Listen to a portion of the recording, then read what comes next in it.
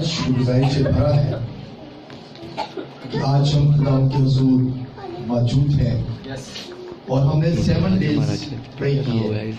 पिछला जो वीक पूरा गुजरा है 7 दिन हम हर रोज यहाँ पे जमा होते हैं और जितने भी लोग आए हैं खुदा, मेरा ईमान है कि खुदा ने सबको बरकत दी। आमीन आमीन। तो जब खुदा के हुजूर में आते हैं तो फिर खुदा हमारा बरकत देता है। और कलाम मुकद्दस में एक बड़ी खूबसूरत बात लिखी हुई है। दाऊद कहता है, उसके अंदर एक तड़प है, वो कहता है मैं कब खुदा के घर में जाऊंगा। उसके अंदर एक तड़प है। तो जब हमारे अंदर भी ये तड़प आ जाए ना, हमारे अंदर भी ये बात आ जाए, तो शायद मेरा ख्याल है कि हम घर में ना बैठे, हम चर्च की तरफ या खुदा के साथ अपने राब्ते को कायम रखने के लिए तड़प हमारे अंदर आ जाए। दाऊद इस बात को हमारे लिए बात करता है। वो कहता है कि मैं कब खुदा के घर में जाऊंगा और कब जाकर उसकी शुक्रगुजारी करूंगा। तो यानी कि जब खुदा के घर की तड़प होगी तो फिर शुक्रगुजारी हमारे अंदर से निकलेगी, अदरवाइज शुक्रगुजारी हमारे अंदर से नहीं निकलती। तो इसलिए जरूरत इस बात की है कि हमने खुदा के घर की तड़प अपने अंदर रखनी है। कुछ लोग कहते हैं कि जी हम बड़ा शुक्र करते हैं, जी हमारी गली में चर्च है, हमारे घर के करीब चर्च है, हम शुक्र करते हैं। बहुत सारे लोगों से मैंने ये कमेंट सुने हैं, मगर चर्च गली में होना या घर के पास होना ये एक बरकत है, और चर्च में ना आना ये क्या है? ये क्या है?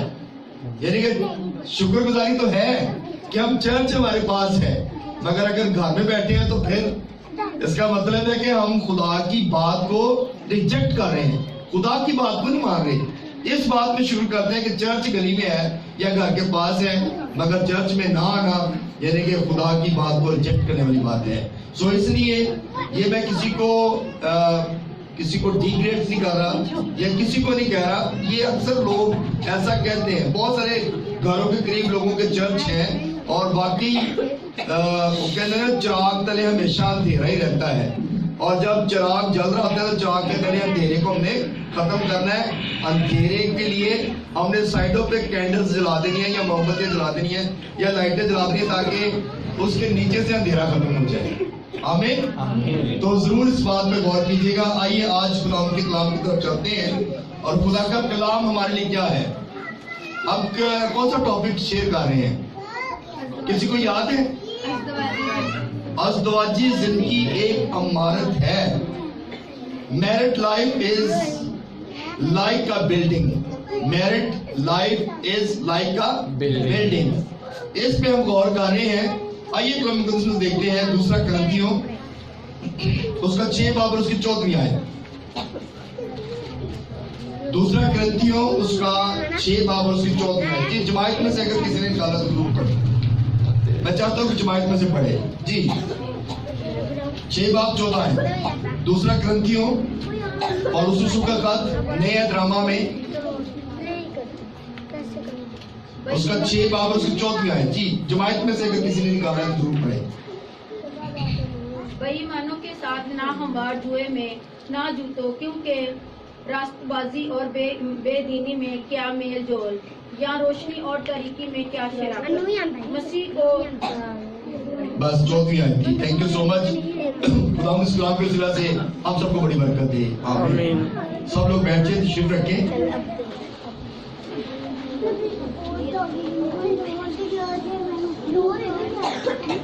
लाइफ पार्टनर का होना बहुत जरूरी है, और अगर लाइफ पार्टनर अच्छा मिल जाए तो जिंदगी बड़ी अच्छी गुजर जाती है। अगर लाइफ पार्टनर अच्छा ना हो तो जिंदगी हमेशा डामाडोल रहती है, मुसीबतों में रहती है, परेशानियों में रहती है। सो इसलिए कलाम मुकद्दस में से हम आज खुदा के कलाम पर गौर कर रहे हैं। पौल इस बात को लिखता है, कहता है बेईमानों के साथ ना हमवार जुए में ना जुटो, क्योंकि रास्तबाजी और बेदीनी में क्या मेलजोल, या रोशनी और तरीकी में क्या शराकत है। जिंदगी का सबसे अहम और बड़ा जो फैसला है वो अज़दवाजी जिंदगी है। सबसे बड़ा और अहम फैसला क्या है? अज़दवाजी जिंदगी है।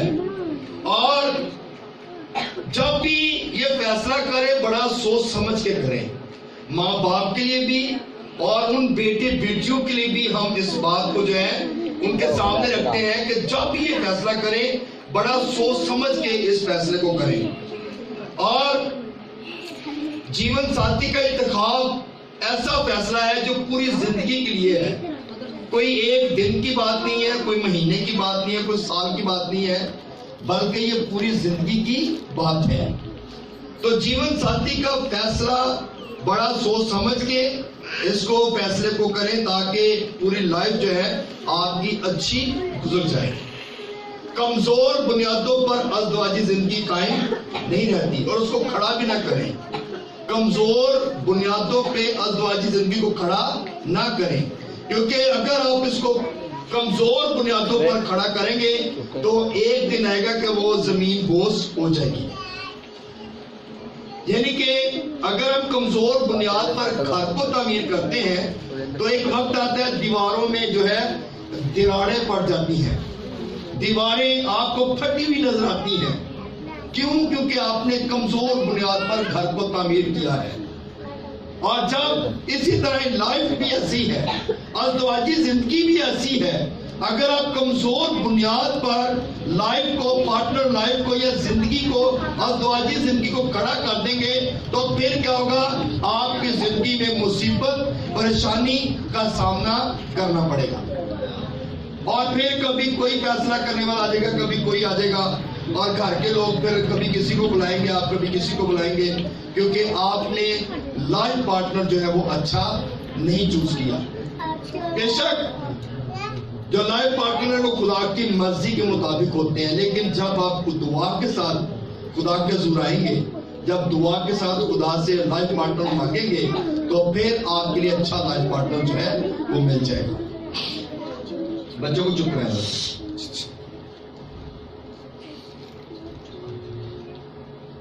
کچھ لوگوں کا خیال ہے کہ ہم دوسرے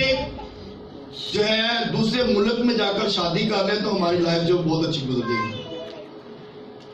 یعنی کہ پاکستانی کا جرمنی کے ساتھ، یا انگلینڈ کی میم کے ساتھ، یا پاکستانی جو ہے وہ لڑکی کا کسی گورے کے ساتھ شادی ہو جانا، کہتے ہیں کہ یہ لائف بڑی اچھی گزر جائے گی۔ لیکن ابھی چند دن پہلے شاید آپ نے کچھ سنا ہوگا کہ چائنیز اس پاکستان میں آ کے عورتوں لڑکیوں سے جو ہے وہ شادی کر رہے ہیں، اور آپ نے شاید اس کے بارے میں یہ نہیں سنا کہ ان کی جو ایمان ہے وہ بہت جو ہے وہ بت پرستی کی ایمان ہے، وہ خدا کی طرف نہیں ہے، وہ خدا کو نہیں جانتے، مگر انہوں نے ایک ڈھونگ ایسا رچایا ہوا ہے، وہ کہتے ہیں جی ہم تو بڑے خدا پرست ہیں، ہم تو ایسے ہیں، آپ کو یہ والی لائف مل جائے گی، آپ کو گرین کارڈ مل جائے گا، یعنی کہ ایسے جھانسے دیتے ہیں، اور وہاں پر جا کر جب وہ لڑکی کو لے کے جاتے ہیں تو پھر ان کی زندگی دیکھیں کہ ان کو پھر اس ملک میں آنے کی اجازت بھی نہیں ہے۔ اس لیے آپ یہ مت سوچیں کہ ہم پاکستان سے باہر جا کے دوسرے ملک میں شادی کر لیں گے تو ہماری لائف بڑی اچھی ہو جائے گی، ہمیں گرین کارڈ مل جائے گا۔ اگر خدا کی مرضی ہے تو آپ کو گرین کارڈ ویسے ہی مل جائے گا، آمین، اگر خدا کی مرضی ہو۔ ضروری نہیں کہ آپ شادی کریں گے تو پھر ہی گرین کارڈ ملے گا۔ یہ وہ لوگ سوچتے ہیں جو محنت کرنا نہیں چاہتے، یہ وہ لوگ سوچتے ہیں جو چاہتے ہیں کہ ہمیں پکی پکائی کھیر جو ہے وہ مل جائے، یا دیگ مل جائے، یا پکی پکایا سارا کچھ مل جائے۔ اگر آپ محنت کرنے والے لوگ ہیں تو پھر آپ کو ان چیزوں کے پیچھے بھاگنے کی ضرورت نہیں ہے۔ کلام مقدس میں لکھا ہے کہ خدا محنتی کے ہاتھ کو برکت دیتا ہے، خدا محنتی کے ہاتھ کو کیا کرتا ہے؟ برکت دیتا ہے، اور خدا جو ہے اس بات کو جانتا ہے کہ میرے لوگوں کو کن کن چیزوں کی ضرورت ہے۔ میرے عزیزو، اگر ہم شادی کسی کی کرتے ہیں، کسی بیٹے کی یا بیٹی کی، تو اس میں ذات پات کا بھی بڑا خیال رکھنا پڑتا ہے، اور کسی پاکستانی یا پنجابی کی کسی بلوچی کے ساتھ شادی کر دیں گے تو کیسا وہ میل ملاپ ہوگا، ایسا ہو سکتا ہے۔ اور کسی پروٹیسٹنٹ کا کسی یہوہ وٹنس والے کے ساتھ یا اونلی جیسس والے کے ساتھ شادی کر دیں تو کیا ان کا آپس میں میل جول ہو جائے گا؟ ان کی مذہبی تکرار ہی ہمیشہ ہر وقت چلتی رہے گی. تو اس لیے اس کو بھی ذرا تھوڑا سا سامنے رکھیں, اس کا بھی خیال رکھیں کہ آپ نے کیتھولک کے ساتھ کیتھولک کی شادی کریں, کوشش کریں, اور اگر پروٹیسٹنٹ ہے تو پروٹیسٹنٹ کے ساتھ شادی کریں, اور اگر کوئی یہوہ وٹنس والے ہیں تو اپنے ہی اس میں شادی کریں, کیونکہ آپ کے مذہبی اختلاف بھی نہ ہو. اگر آپ اس طرح الگ الگ میل ملاپ کرتے ہیں تو آپ پھر بھی اس میں مصیبت میں پھنس جاتے ہیں. ان چیزوں کا خیال رکھیں کیونکہ یہ چیزیں بہت ضروری ہیں. اگر آپ ان چیزوں کا نہیں کرتے تو لائف خراب ہو جاتی ہے, اور ہو سکتا ہے کہ کئی دفعہ ہوتا ہے کہ لڑکی زیادہ پڑھی لکھی ہوتی ہے اور لڑکا کم پڑھا لکھا ہوتا ہے, اس میں بھی پرابلم آتی ہے. کوشش کریں کہ ایجوکیشن کو بھی کمپیریزن میں لائیں, اور جب ایجوکیشن کمپیریزن میں ہوگی تو پھر بھی آپ برکت پائیں گے, پھر بھی گھروں میں لڑائی جھگڑے نہیں ہوں گے, پریشانیوں کا سامنا نہیں کرنا پڑے گا. سو میرے عزیزو, کسی یہودی کا کسی سکھ کے ساتھ شادی تو ہو نہیں سکتی, اگر ہو جائے گی تو وہ کتنی پرابلم سامنے آئے گی. اس لیے ان چیزوں کو ضرور جو ہے وہ سامنے رکھیں. کلام کا سنانے کا مقصد یہ ہے کہ ازدواجی زندگی ایک عمارت ہے, ایک گھر ہے, ایک بلڈنگ ہے, اور یہ بلڈنگ وہ بلڈنگ ہے جو ٹوٹ نہیں سکتی, جو ختم نہیں ہو سکتی, بلکہ جب تک ہماری زندگی ہے ہم نے وہ لائف پوری کی پوری گزارنی ہے. یہ بلڈنگ ہے نا, چرچ بلڈنگ ہے, اس کو توڑ کے ہم نیا بنا سکتے ہیں, اس بلڈنگ کو ختم کر کے ایک اور اچھی بلڈنگ بنا سکتے ہیں, مگر ہم اس بلڈنگ کو جو ہے اس طرح جو پارٹنر لائف ہے نا اس کو ختم نہیں کر سکتے, وہ نئی بلڈنگ نہیں بن سکتی.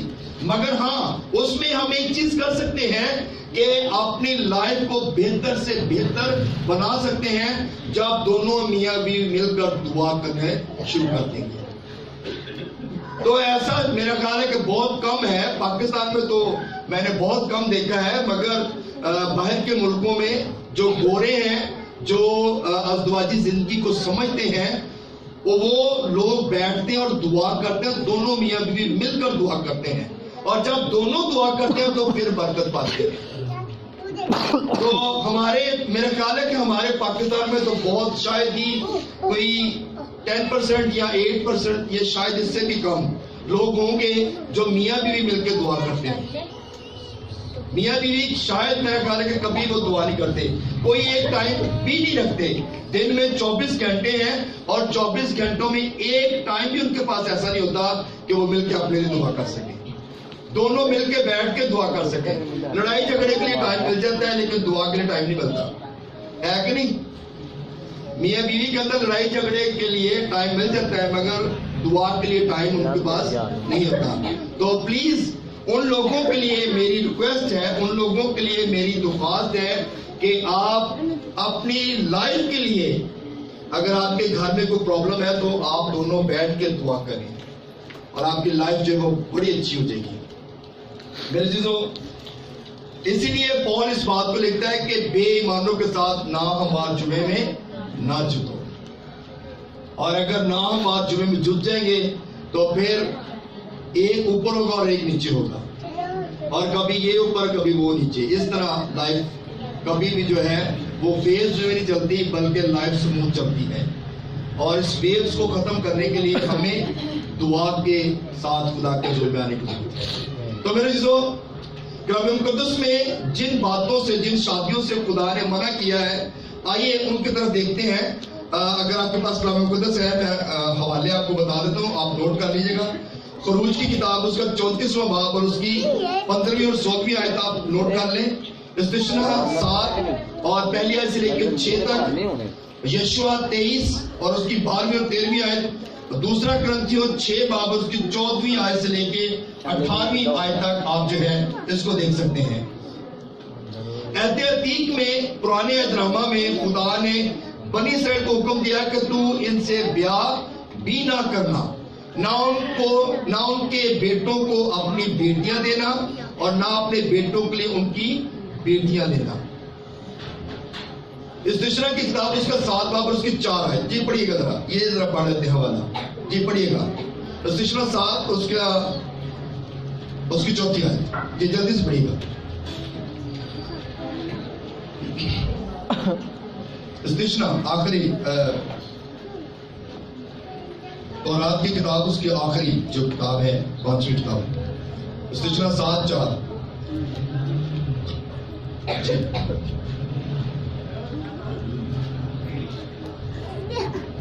سیدھا ہو کے بیٹھ. جان لے کہ خداوند تیرا 4 آیت. کیونکہ وہ تیرے بیٹوں کو پیروی سے برگشتہ کر دیں گے تاکہ وہ اور معبودوں کی عبادت کریں. یوں خداوند کا غضب تم پر پھٹے گا اور وہ تجھ کو جلد ہلاک کر دے گا. آمین. اب یہاں پہ بتایا گیا ہے کہ اگر تو دوسرے مذاہب میں شادی کرے گا تو وہ کیا کریں گے, تیری بیٹوں کو یا تیری بیٹیوں کو وہ کس کی طرف لگا دیں گے, کتوں کی طرف لگا دیں گے, اور پھر جو خدا کا غضب ہے نا وہ تم پر بھڑکے گا اور پھر تم مصیبت میں پھنس جاؤ گے. تو اس لیے نہ مار جوئے میں نہ جتو. اب خدا نے 7 قومیں یعنی کہ 7 قوموں کے بارے میں بتایا, یعنی ہتھیوں کے بارے میں, جراجاسیوں کے بارے میں, اموریوں اور کنانیوں اور فرزیوں اور حویوں اور یبوسیوں سے منع کیا تھا کہ تو ان کو اپنے بیٹے اور بیٹیاں نہ دینا. استشنا 7 باب اور اس کے اگر پہلی سے 3 آیت پڑھتے ہیں تو اس میں لکھا ہے ملک کنعان میں بسنے والی قوموں کی تعداد جو تھی وہ 2 سے 12 تھی تقریباً. اور جب یہ 12 قومیں تھی, جب یہ 12 قبیلے تھے کنعان کے علاقے کے, تو ابراہم کو دیکھتے ہیں کہ ابراہم کو کہا گیا کہ تم نے کنعان کے علاقے میں جانا ہے, اور کنعان کے علاقے میں 12 جو قومیں تھیں وہ رہتی تھیں, اور ابراہم کو یہ بتایا گیا کہ تم نے وہاں پہ نہ تو اپنی بیٹیاں دینی ہے اور نہ ہی اپنے بیٹے وہاں پہ بیانے ہیں, کیونکہ یہ لوگ جو ہیں یہ جو لوگ ہیں یہ متعدد اور بہت سارے خداؤں کو مانتے ہیں. یہ ان کے اپنے اپنے ہر قوم کا اپنا اپنا خدا تھا. ابھی آگے چل کے اس کو ہم سٹڈی کریں گے اور خداؤں کے بارے میں بھی دیکھیں گے کہ کون کون سے خداؤں کو وہ مانتے تھے, کون کون سے ان کے بت تھے. اس میں ساری آگے سٹڈی جب آئے گی تو پھر آپ اس کو دیکھیں گے, کیونکہ ہر قوم نے اپنا اپنا ایک دیوتا بنا رکھا تھا اور وہ اپنے اپنے دیوتے کی پوجا کرتے تھے, وہ اپنے اپنے دیوتا کی جو ہے پرستش کرتے تھے. اور بنی اسرائیل قوم صرف ایک خدا پر ایمان رکھتی تھی اور وہ ہمارا آسمانی خدا ہے. ہلیلویا.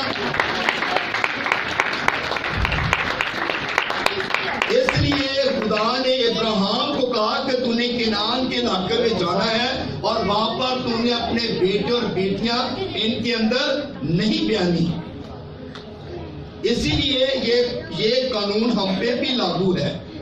ہم ملک پاکستان میں رہتے ہیں اور یہاں پہ بھی بہت سارے قومیں قبیلے رہتے ہیں, اور یہ قانون ہم پہ بھی لاگو ہے کہ ہم نے اپنے بیٹے اور بیٹیاں غیر قوموں میں نہیں بیانی. اگر بیاہیں گے تو پھر مصیبتوں کا سامنا بھی کرنا پڑے گا, پریشانیوں کا سامنا بھی کرنا پڑے گا. اس لیے کیونکہ ہماری بیٹیاں بھی غیر قوموں میں کام کرتی ہیں, بیٹے بھی غیر قوموں میں کام کرتے ہیں, لیکن ہم نے اپنے بیٹوں اور بیٹیوں کو اس بات کی ترغیب ضرور دینی ہے کہ آپ نے بیٹا ٹھیک ہے آپ جاب کے لیے جائیں, مگر آپ نے ایسا کوئی کام نہیں کرنا کہ جس سے ہمیں مصیبت یا پریشانی کا سامنا کرنا پڑے. بات کی سمجھ آ رہی کہ نہیں آ رہی؟ آ رہی ہے. تھوڑی سی ٹینشن مجھے لگتا ہے کم ہو گئی ہے.